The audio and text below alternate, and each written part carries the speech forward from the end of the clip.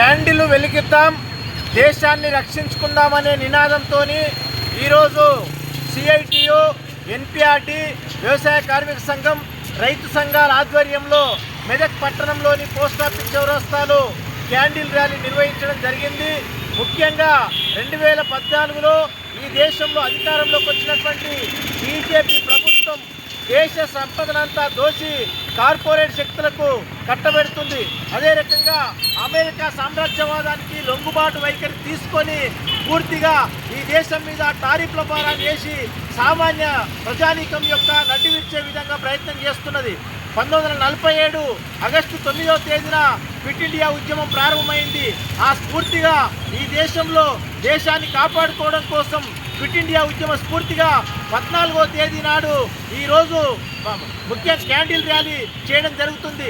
August 9 సందర్భంగా 10వ తేదీ నాడు జైలు బారో కార్యక్రమాన్ని నిర్వహించడం, రేపు జెండా ఆవిష్కరణ జాతీయ జెండాలు ఆవిష్కరణ చేసి ప్రతిజ్ఞలు కూడా చేయబోతున్నాం.